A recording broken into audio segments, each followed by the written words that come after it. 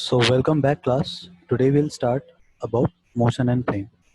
See in our previous videos, I've already told you about cross product, how we find the cross product, what are the properties of dot product, and also we can find a dot product, how we can add two vectors, how we can find the magnitude of a resultant, how we can find the direction of the resultant. Everything I have taught you in our previous videos. So in this we are going to talk about the motion that we have already studied in a straight line. We'll now study it in two dimension.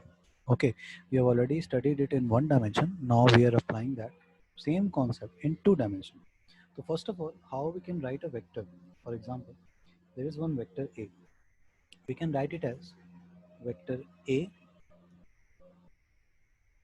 का जो magnitude होगा multiply है उसका direction. For suppose से direction I cap है, ठीक है. या फिर अगर एक वेक्टर के दो कंपोनेंट्स हैं तो उसको हम लिख सकते हैं प्लस इसी ए का जो एक कंपोनेंट एक्स की तरफ जा रहा है उसको ए एक्स आई कैप प्लस ए वाई जे कैप. इस तरीके से हम वेक्टर का रिप्रेजेंटेशन करते हैं, जैसे कि मैंने पहले बताया था. तो वेक्टर लिखने का तरीका क्या होता है? A vector is equal to magnitude multiply by its direction. ठीक है, उसका डायरेक्शन. ध्यान दो, कोई भी वेक्टर लिखा होता है किस तरीके से लिखा होता है. जैसे फॉर एग्जांपल कोई एक वेक्टर है ए वेक्टर, ठीक है, किस तरीके से लिखा होता है वो, उसका मैग्नीट्यूड.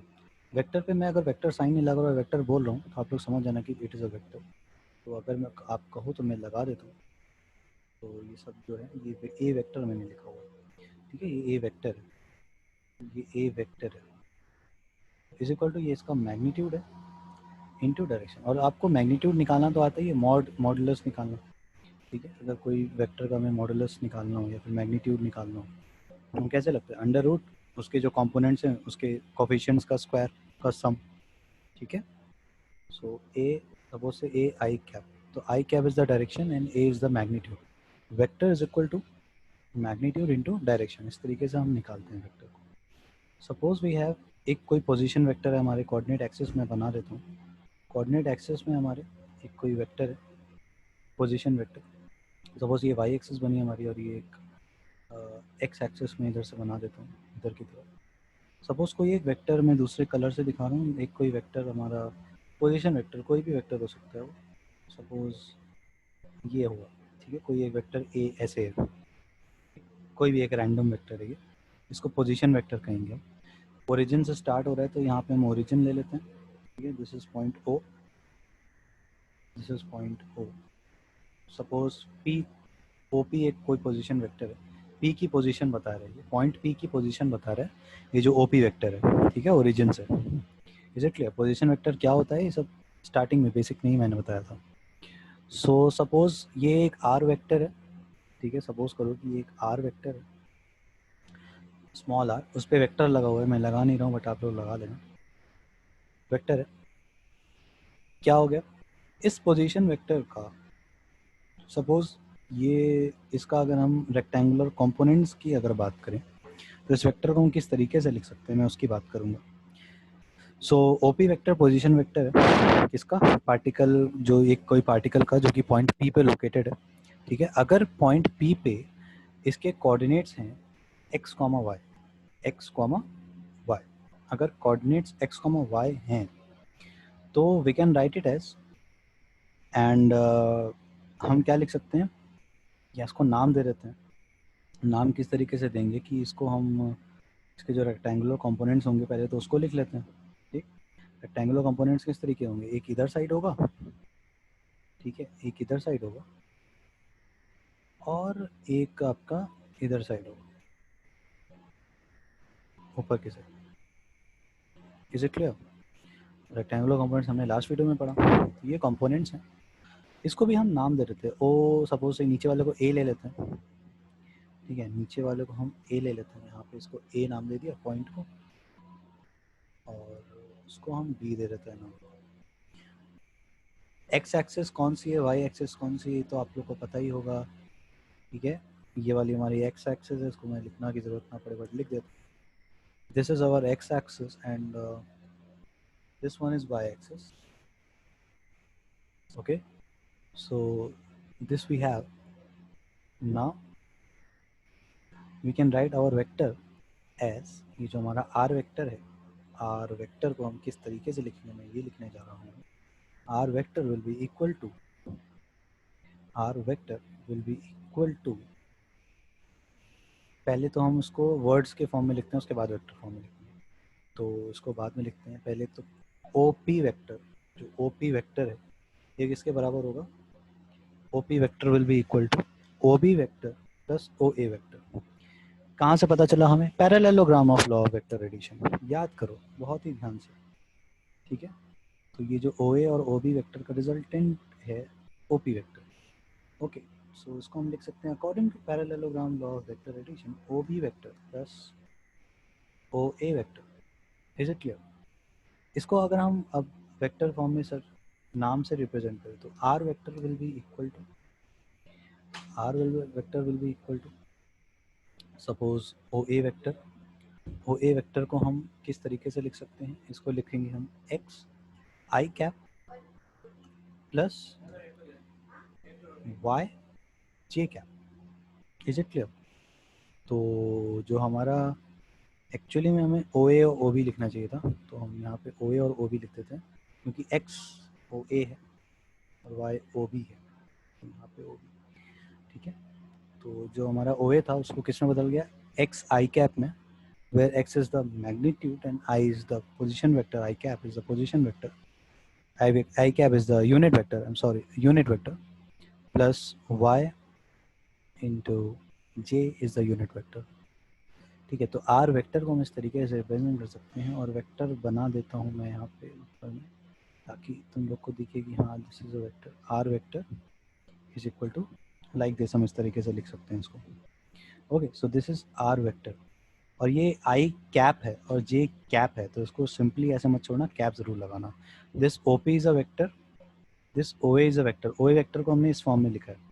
ठीक है, ऊपर वेक्टर लिखा था हमने, वेक्टर को किस तरीके से लिख सकते हैं, मैग्नीट्यूड इनटू डायरेक्शन, तो हमने यहाँ पे मैग्नीट्यूड इनटू डायरेक्शन के फॉर्म में लिख दिया. तो इस चीज़ को आप लोग बहुत ही अच्छे से अपने नोटबुक में नोट कर लीजिए कि ये मैंने यहाँ से निकाल दिया. ओके, तो ये जो इक्वेशन है ये क्या रिप्रेजेंट करती है, पोजीशन वेक्टर r को इन terms of its rectangular components x and y.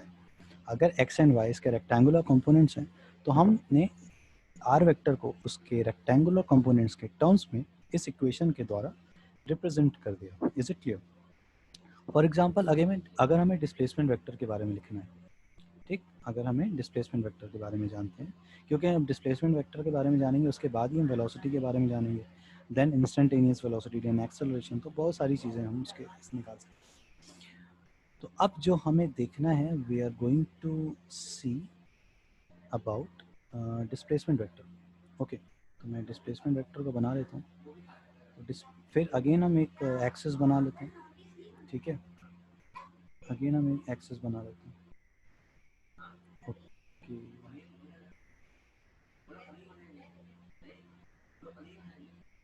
ये नाउ दिस, हमने एक्सेस बना लिया, हमें डिस्प्लेसमेंट वेक्टर इसमें शो करना है.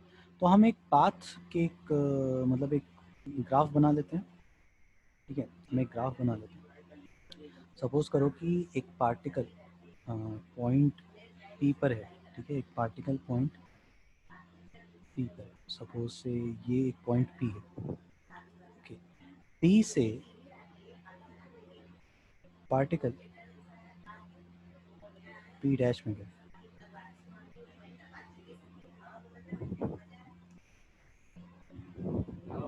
P dash. ओके, तो पी से पी डैश, पी पॉइंट से पार्टिकल पी डैश पे जा रहा है, उसका डिस्प्लेसमेंट हम पी वेक्टर से शो करेंगे. ठीक है, डायरेक्शन ऑफ ये जो पार्टिकल है वो किधर की तरफ है, पी से पी डैश की तरफ है, इधर की तरफ, टेंजेंशनल.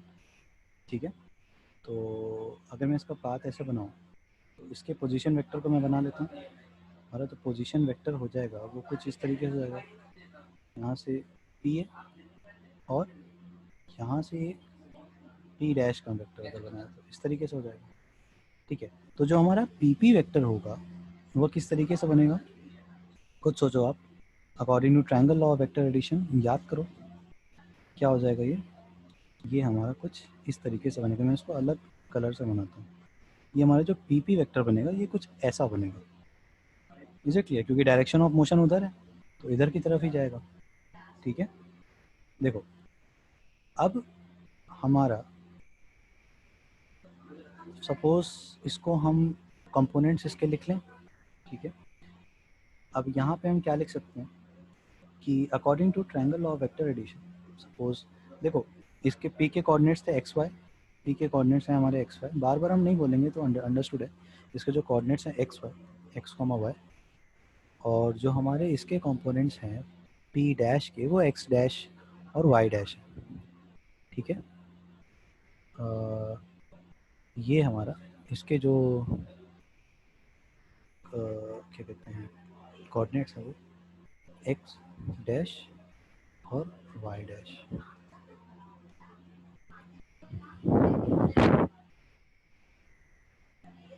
ठीक,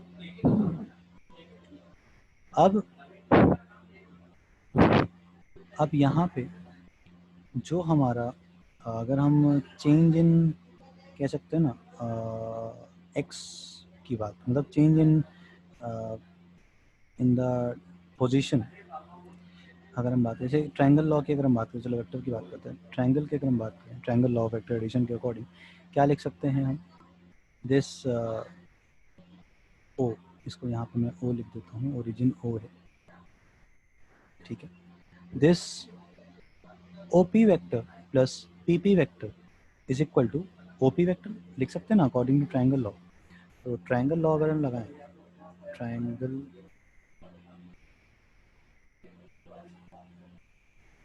ट्रायंगल लॉ, ट्रायंगल लॉ अगर हम लगाएं इसमें, तो ट्रायंगल लॉ के हिसाब से क्या हो जाएगा, अकॉर्डिंग टू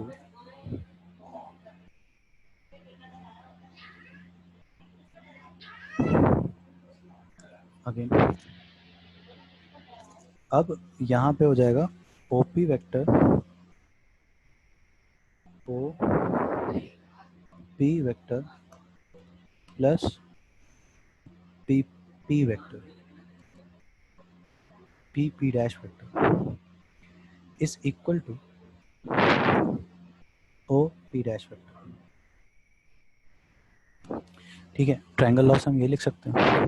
तो क्या हम यहाँ से इंटरप्रेट करके इसको ये भी लिख सकते हैं, P P dash minus O P dash is equal to O P P dash, यहाँ पे लिख सकते हैं P P dash minus O P dash equals to O P. ठीक है, O P, is it clear? 1 minute, P P dash minus एक minute थोड़ा सा उसको हम equal to P P dash के टर्म्स में अगर हम लिखें तो P P dash will become, जो पी पी डैश है ये किसके बराबर हो जाएगा, P P dash will be equal to O P dash minus O P, ये हो जाएगा। तो इसको अगर हम नाम दे दें कुछ, तो पी पी डैश को हम सपोज से डेल्टा आर नाम दे देते हैं क्या। ठीक है, डेल्टा आर, डेल्टा हम ट्रायंगल से डिनोट करते हैं, इस तरीके से डेल्टा होता है, बट यहाँ पे डेल्टा सिंबल बन नहीं पाएगा, तो मैं आप लोगों को बता देता हूँ, सिंपल डेल्टा रहेगा। तो डेल्टा आर, डेल्टा मैं यहाँ डेल्टा लिख देता हूँ, delta are vector will be equal to O P vector minus O P dash vector minus O P vector, यानी कि R dash vector minus R vector. Is it clear? उसको हम इस तरीके से लिख सकते हैं। और अगर हम इसको और खोल कर लिखें कि इफ़ द डायरेक्शन ऑफ, हम जानते हैं कि जो डेल्टा आर है is from P to P dash, जो डायरेक्शन है डेल्टा आर का वो पी टू पी डैश है। तो अगर हम इसको रेक्टेंगुलर कंपोनेंट्स के टर्म्स में लिखें तो क्या लिख सकते हैं, we can write it as delta are vector will be equal to r dash की जगह हम क्या लिख सकते हैं, x dash i cap plus y dash j cap bracket में माइनस ब्रैकेट में एक्स आई कैप प्लस वाई जे कैप ब्रैकेट क्लोज्ड। इसको और इम्प्रोवाइज करते हैं तो delta are vector will be equal to bracket में x dash minus x bracket closed आई cap, ठीक है, प्लस ब्रैकेट में Y dash minus Y bracket closed J cap. Is it clear? ठीक है, तो हम इसको इस तरीके से लिख दिए। उसके बाद हमारे पास क्या बचा, we can write it as, इसको हम क्या लिख सकते हैं, नीचे आते हैं, this delta are vector will be equal to, हम इसको डेल्टा एक्स लिख सकते हैं, delta X dash delta X लिख सकते हैं ना। सो डेल्टा एक्स आई कैप प्लस डेल्टा वाई जे कैप। समझ में आया? तो ये हमने क्या लिख दिया, ये हमने डेल्टा आर को लिखा इन टर्म्स ऑफ उसका रेक्टेंगुलर कॉम्पोनेंट्स।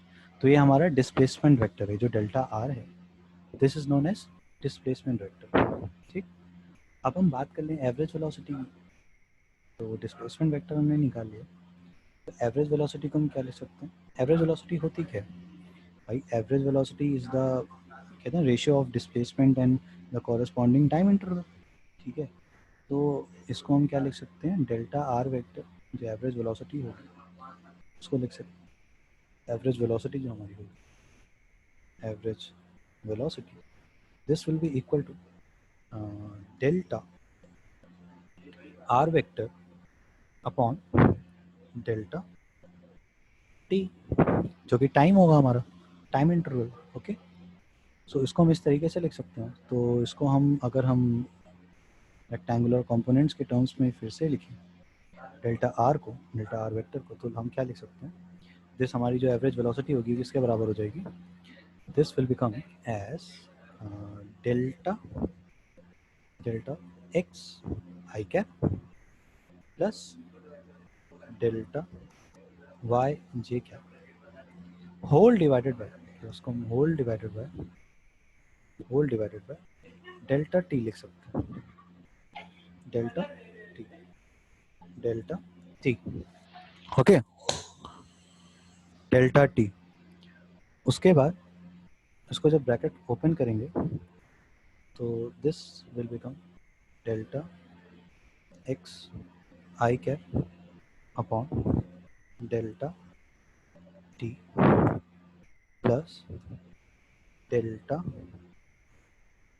वाई जे कैप अपॉन डेल्टा टी। ठीक है, उसके बाद हम क्या लिख सकते हैं उसको, कि जो डेल्टा एक्स आई कैप अपॉन डेल्टा टी है, तो क्या ये हमारा delta x upon delta T, यानी कि change in displacement upon change in velocity, क्या ये हम चेंज इन टाइम, ये हमारी वेलोसिटी नहीं रिप्रेजेंट कर रही? तो हम इसको लिख लेंगे इज इक्वल टू, ये हो जाएगा हमारा डेल्टा तो नहीं, ये हमारा हो जाएगा सीधा वेलोसिटी इन द वेलोसिटी जो कि हमारी एक्स का कंपोनेंट, वेलोसिटी की हमारी एक्स कंपोनेंट यानी एक्स एक्सिस वाला कंपोनेंट। ठीक है, वी एक्स आई cap plus V J cap, V Y जे कैप, सॉरी वी वाई जे कैप। ठीक है, तो हम इसको इस तरीके से लिख सकते हैं, एवरेज वेलोसिटी, यहाँ पे ये v से डिनोट कर रहे हैं इसको, this is our average velocity. Is it clear? Delta T stands for, समझ लो, टी डैश माइनस टी, ऐसा समझ लो, ठीक है। डेल्टा टी जो है हमारा वो टी डैश माइनस टी है। सपोज करो कि मतलब एक पार्टिकल है, मूव कर रहा है, पॉइंट पी से पी डैश में मूव किया, पी पे टाइम था टी, पी डैश पे टाइम टी डैश हो जा रहा है, ओके, ऐसा सीन चल रहा है, उसमें पार्टिकल इस तरीके से इट इज़ मूविंग, ओके। सो अब हमें एवरेज वेलोसिटी के बारे में भी पता लग गया। अब हमें एवरेज वेलोसिटी पता है तो we can also calculate instantaneous velocity, okay. So this equation, ये जो हमने अभी इक्वेशन निकाली, this equation expresses average velocity v in terms of its rectangular components vx and vy। तो हम वेलोसिटी, ये जो एवरेज वेलोसिटी, इसको हम बार से डिनोट करते हैं, ठीक है। इसको इसके ऊपर बार लगाना मत भूलिएगा, मैं लगा देता हूँ। ये हमने बार लगाया, इस पर भी बार है, ठीक है, ये बार लगा हुआ है, वेक्टर वाला बार नहीं है ये, बट सिंपल एक बार लगा होता है ऊपर, ठीक है। वेक्टर को तो मैं लिख ही नहीं रहा, आप लोग को वेक्टर लगा नहीं सकते, बट यहाँ पे ये बार है, इज इट क्लियर? बार से क्या समझ में आता है कि हम किसकी बात कर रहे हैं, हम वेलोसिटी एवरेज की बात कर रहे हैं, ठीक है, एवरेज की बात हो रही है यहाँ पे। सो एज जो हमारा एवरेज वेलोसिटी है वो हम क्या लिख सकते हैं, delta are vector upon delta T, ये लिखते हैं। So direction of average velocity is same as the direction of displacement vector, जो कि डेल्टा आर निकल के आया हमारा। तो डेल्टा आर की जो डायरेक्शन है वही किसकी डायरेक्शन होगी, वही वेलोसिटी की डायरेक्शन होगी, ओके।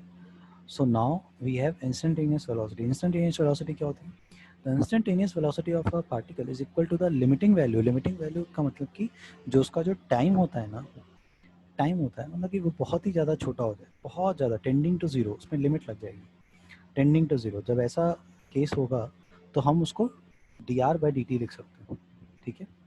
देखो, तो यहाँ पे अगर हम इंस्टेंटेनियस वेलोसिटी की बात करें, इंस्टेंटेनियस वेलोसिटी की अगर हम बात करें,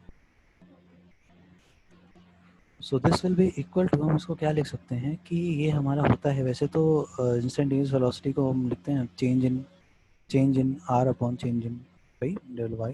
वेलोसिटी को हम क्या लिख सकते हैं, हमारा एवरेज जो एवरेज मतलब limiting value of its average velocity when the time interval approaches to zero, हम यही कहते हैं उसको, ठीक है। तो instantaneous velocity of a particle क्या होता है, is equal to the limiting value of its average velocity when the time interval approaches to zero. तो एवरेज वेलोसिटी हमने निकाल ली है, अब हम टाइम इंटरवल को अप्रोच टू जीरो करेंगे।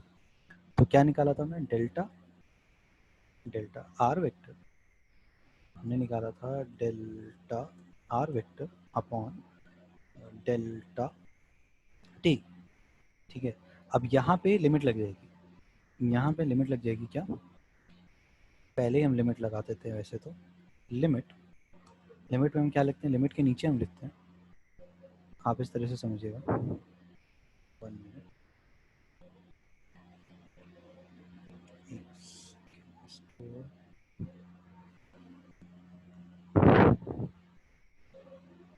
इसको लिख लेते हैं, फिर वहाँ पे इसको लगा देंगे। लिमिट हम लिखते हैं इसमें delta T is tending to zero, इस तरीके से लिखा जाता है, ठीक है। इस तरीके से हम लिखते हैं, लिमिट लिखने का तरीका यही है, टेंडिंग टू ज़ीरो, और बाकी जो वैल्यू उसको हम ऐसे ही लिखे रहने देते हैं, इज इट क्लियर? इसको लिमिट के नीचे लिखते हैं delta t tending to zero, limit लगाते हैं delta t tending to zero, उसके बाद लिखते हैं this delta r upon delta t. तो delta t tending to zero इतनी छोटा है डेल्टा टी, तब हम इस चीज़ को जो हमने यहाँ पे लिखा है इसको हम इस तरीके से लिख देते हैं, D R by D T, और यही होती है हमारी इंस्टेंटेनियस वेलोसिटी, ओके।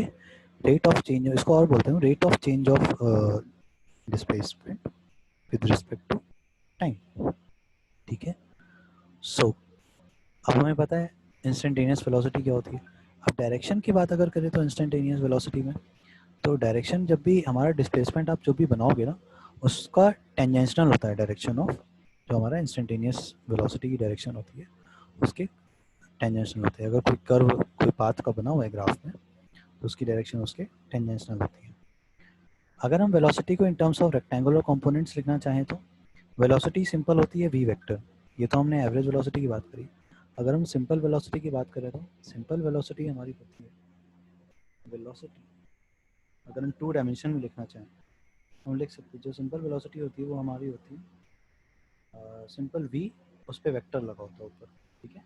वी पे वेक्टर, कोई बार नहीं लगा होता, वी पे इस बार वेक्टर लगा होता है। तो this v vector is equal to, क्या लिख सकते हैं यहाँ पे, इसको हम अगर इंस्टेंटेनियस वाला लिख रहे हैं तो इंस्टेंटेनियस वाला D R by D T लिख सकते हैं। इंस्टेंटेनियस वेलोसिटी को अगर हम लिखें तो इंस्टेंटेनियस के यूज़ करते हुए हम क्या लिख सकते हैं, this instantaneous velocity will be equal to d r vector by D t, जिसको कि हमने ऊपर और क्या लिखा हुआ था, रेक्टेंगुलर कंपोनेंट के फॉर्म में, ठीक है। इसको हम क्या लिख सकते हैं, delta are vector upon delta T, जब लिमिट हमारी टेंडिंग टू 0 जा रही होगी, इसको हम इस तरीके से भी लिख सकते हैं। डेल्टा वाला पार्ट यहाँ पे लिखेंगे, उसके बाद इज इक्वल टू में हम डेल्टा आर को चेंज करेंगे, ठीक है। इसको हम और क्या लिख सकते हैं, डेल्टा, जब लिमिट 10 to 0 कर जा रही है डेल्टा टी की, तो delta r upon delta are vector upon delta t, हम इसको इस तरीके से भी लिख सकते हैं। Okay, now that we have this, we can now say that कि इसको डेल्टा आर को हम अगर उसके रेक्टेंगुलर कंपोनेंट के टर्म्स में लिखें तो लिख देते हैं उसको भी, तो क्या हो जाएगा, this will become as delta x I cap plus delta Y J cap, है ना। ये हम क्या लिख रहे हैं, हम उसके रेक्टेंगुलर कंपोनेंट्स के टर्म्स में लिख रहे हैं। आर डेल्टा आर को अपॉन में क्या आ जाएगा, डेल्टा टी, जैसा कि आप जानते हैं, है ना। अपॉन में क्या आ जाता है, डेल्टा टी, इसको ब्रैकेट में कर लेते हैं, होल अपॉन डेल्टा टी, नीचे आ जाता है डेल्टा टी। और यहाँ पे जो हमने लिखा है ना, यहाँ पे लिमिट ज़रूर लगाए, तो लिमिट ज़रूर लगाए, तो मैं लिमिट लिख दे रहा हूँ। और लिमिट क्या टेंडिंग 0 है वो आपको पता है, लिमिट में क्या टेंडिंग 0 है, लिमिट यहाँ पे है डेल्टा टी टेंडिंग 0, तो delta T is tending to 0, ये लिमिट लगी हुई है यहाँ पे, उसके बाद ये चीज़ लिखा हुआ है। ओके, सो नाउ दैट ये चीज़ आप लोग को क्लियर हो चुका होगा, अब हम क्या लिख सकते हैं उसको, इसको अगर हम और आगे बढ़ें तो हम इसको अलग से लिख सकते हैं ना, दैट डेल्टा मतलब लिमिट को अंदर ले लें, तो उसको हम और इस तरीके से भी लिख सकते हैं, जैसे कि आपका हो जाएगा ये लिमिट के अंदर क्या चल रहा है वो आपको बताइए, डेल्टा टी टेंस टू 0, आगे आएगा डेल्टा एक्स आई cap upon delta T plus limit क्या टेंडिंग 0 आपको पता है, डेल्टा वाई जे कैप अपॉन डेल्टा टी। इसी को हम और क्या लिख सकते हैं, d x by D t i cap plus d y by D t j cap, ठीक है। तो यहाँ से आपकी इंस्टेंटेनियस वेलोसिटी क्या आ गई, ये आ गई, ठीक है। तो हम क्या लिख सकते हैं, v velocity vector is equal to instantaneous velocity vector है, वो किसके बराबर हो जाएगी, वी एक्स आई कैप प्लस वी वाई जे कैप, ठीक है। तो यहाँ से हमारा जो वेलोसिटी निकल के आई वो इस तरीके से हम लिख सकते हैं, ठीक। अगर हमें इंस्टेंटेनियस की बात करी जाए तो अगर कोऑर्डिनेट्स हमारे एक्स और वाई हैं, ठीक है, वैसे अगर as a function of time है तो हम क्या बता सकते हैं, वी एक्स और वी वाई हम बता सकते हैं, ठीक है। So the magnitude of v, अगर हम मैग्नीट्यूड ऑफ वी लिखना चाहें तो कोई भी वेक्टर का मैग्नीट्यूड कैसे लिखा जाता है मैंने आपको बताया ही था। तो अगर मैग्नीट्यूड ऑफ वी आपसे पूछेगा जो ऊपर है, तो किसके बराबर हो जाएगा, अंडर रूट अंडर रूट के अंदर क्या आएगा, अंडर रूट के अंदर आएगा वी एक्स का स्क्वायर प्लस वी वाई का स्क्वायर, ठीक है, ये अंडर रूट के अंदर, ठीक है, या तो अंडर रूट साइन बना लो, अंडर रूट ऐसे मैंने लिख दिया है, तो आप लोग समझ जाना, नोट करते टाइम इस चीज़ का ध्यान रखना। Is it clear? तो ये आपका था हमारा वेलोसिटी का मैग्नीट्यूड हम कैसे लिखेंगे, ठीक है। अगर आपका जो रेक्टेंगुलर कंपोनेंट है Vx और Vy वेलोसिटी का, अगर v वेक्टर जो है आपका, ऑब्वियसली जो वेलोसिटी वेक्टर है, अगर कोई थीटा एंगल बना रही है x एक्सिस के साथ, तो हम क्या लिख सकते हैं, ये जो हमारा tan थीटा होगा वो Vy अपॉन Vx होता है, ठीक है। ये चीज़ हमने कहाँ पे सीखी थी, ये चीज़ हमने ऑलरेडी स्लोप, जब किसी का स्लोप निकालना होता है तो हम इस तरीके से करते हैं y अपॉन x करके। स्लोप का मतलब होता है कि आप उसका एक तरीके का टेंजेंट निकाल लो, या फिर आप कह सकते हो कि आप उसको उसका स्लोप चेंज निकाल लो एक तरीके का, ठीक है। तो उस पर हम बाद में आएंगे, जब क्वेश्चन सॉल्व करेंगे तो उस चीज़ को हम समझेंगे। अब इसी तरीके से आप एवरेज एक्सेलरेशन लिख सकते हो। एवरेज एक्सेलरेशन कैसे लिखोगे? The average acceleration of a object is the ratio of change in velocity and the corresponding time interval. तो चेंज इन वेलोसिटी और corresponding time interval. For suppose से, जैसे कि कोई एक पार्टिकल था, उसकी वेलोसिटी v थी, ठीक है। v से पार्टिकल की वेलोसिटी चेंज हुई v डैश में, और टाइम का हम चेंज लेते हैं delta T, for example change in time हम डेल्टा टी ले लेते हैं, तो हम एक्सेलरेशन का वेक्टर को हम किस तरीके से लिख सकते हैं, v dash vector minus v vector upon delta T, ठीक है। यहाँ से हम एक्सेलरेशन, एवरेज एक्सेलरेशन की बात अगर करें, एवरेज एक्सेलरेशन की बात करें अगर, तो हम क्या लिख सकते हैं यहाँ पे, एक्सेलरेशन हमारा क्या होता है, change in velocity upon change in time. तो सपोज कोई पार्टिकल है, वो v वेलोसिटी पे था और उसकी वेलोसिटी v से v डैश होगी, तो हम क्या लिख सकते हैं उसको, change in velocity, final velocity minus initial velocity होता था, v dash vector minus v vector. जब मैं वेक्टर बोल रहा हूँ तो उस लेटर के ऊपर वेक्टर ज़रूर आएगा, ठीक है, इस चीज़ को ध्यान रखना। ये आएगा अपॉन में डेल्टा टी, डेल्टा टी, और ये सिर्फ v अपॉन ही, तो होल अपॉन है, तो इस चीज़ को भी ध्यान रखना, कहीं अगर छूट जाए तो गलत मत कर देना। ओके, इसको हम और क्या लिख सकते हैं, इसको we can write it as component के फॉर्म में लिख सकते हैं। इसको हम चेंज है, वेलोसिटी का चेंज है ना, तो चेंज को हम डेल्टा से रिप्रेजेंट करते हैं, कोई भी चेंज को हम डेल्टा से ही तो रिप्रेजेंट करते हैं, तो delta we upon vector, delta V vector upon delta delta T, ठीक है, delta we upon delta T, ठीक है।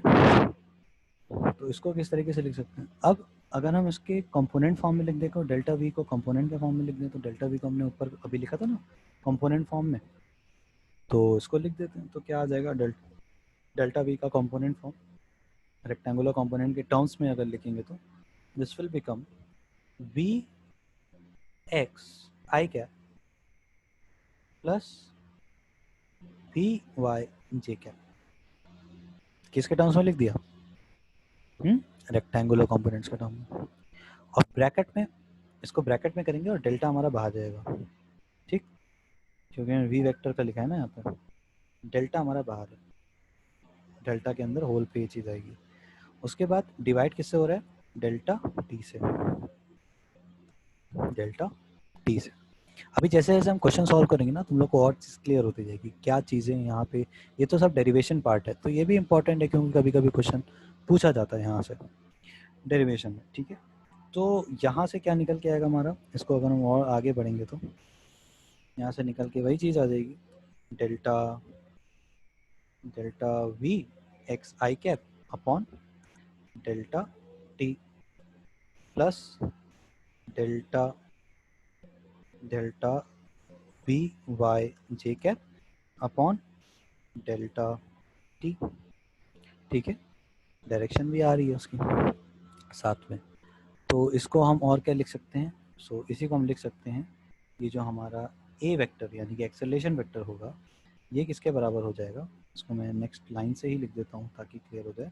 ये जो ए वेक्टर है ये किसके बराबर हो जाएगा, ये हो जाएगा ए एक्स आई कैप प्लस ए वाई जे कैप। समझ में आया? तो बहुत ही ईजी है, अगर डिस्प्लेसमेंट के लिए कर लिया आप वेलोसिटी के लिए भी कर लोगे। आपको लग रहा होगा सारी चीज़ें कॉम्प्लिकेटेड है, बट एक बार अगर बुक खोल के पढ़ोगे ना इस चीज़ को और फिर से इस चीज़ को दोबारा से देखोगे तो बहुत ही एक सिंपल पैटर्न अगर फॉलो करेंगे तो हमारा सारा डेरिवेशन होता चला जाता है। इसी के साथ आप एवरेज एक्सेलरेशन आपने देखा अभी, ये तो एक्सेलरेशन आ गया आपका। ओके, तो अब आप ये जो A x I cap A y J cap ये सब क्या है, ये सब क्या है, ये सब हैं रेक्टेंगुलर कंपोनेंट्स। ये ए एक्स और ए वाई क्या है, रेक्टेंगुलर कंपोनेंट्स है किसका, ए वेक्टर का। ठीक है, तो कंपोनेंट्स का यही फायदा था पढ़ने का। कंपोनेंट्स हमने जो पढ़ा था उसका यही फायदा है कि हम एक कोई भी वेक्टर होता है उसको हम कंपोनेंट के फॉर्म में तोड़कर लिख सकते हैं। देखेंगे कि उस वेक्टर का हॉरिजॉन्टल कंपोनेंट पे क्या इफेक्ट आ रहा है और वर्टिकल कंपोनेंट पे क्या इफेक्ट आ रहा है। ठीक है, वर्टिकली वो क्या इफेक्ट दे रहा है और हॉरिजॉन्टली क्या इफेक्ट दे रहा है। तो ये सारी चीज़ों को हमें ध्यान में रखना होता है। Now that we have instantaneous, उसके बाद हमें पढ़ना है इंस्टेंटेनियस एक्सेलरेशन। तो इंस्टेंटेनियस एक्सेलरेशन भी सिमिलरली वैसे ही है जैसे हमने इंस्टेंटेनियस वेलोसिटी निकाली थी। ओके, तो आई होप वो चीज़ भी आप लोग बहुत ही अच्छे से कर लोगे, और डायरेक्शन की बात आती तो आप वो भी कर लोगे। तो यही था आपका, अगर हम बात करें मोशन इन अ प्लेन। ठीक है, मोशन इन अ प्लेन का थोड़ा सा इंट्रोडक्शन मैंने दिया। आगे हम पढ़ेंगे motion in a plane with uniform velocity और motion in a plane with constant acceleration. उसके बाद फिर हम इक्वेशंस पे आएंगे।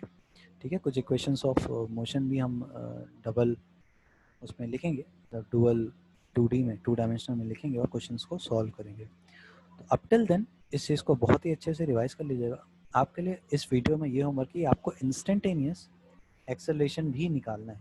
इंस्टेंटेनियस एक्सेलरेशन भी आपको कैलकुलेट करना है, डिराइव करना है। ये आप खुद से कर सकते हो, सिर्फ और सिर्फ वही वाला कॉन्सेप्ट लगेगा जो हमने इंस्टेंटेनियस वेलोसिटी के लिए कॉन्सेप्ट लगाया था। Okay, so now that we have completed all the things, it's time to wrap up our class. Next class में आगे की चीज़ को पढ़ेंगे और कुछ न्यूमेरिकल्स भी सॉल्व करेंगे। Okay, so that's all for today.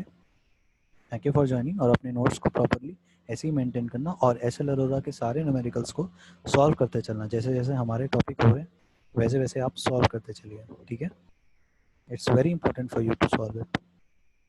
Okay, thank you class.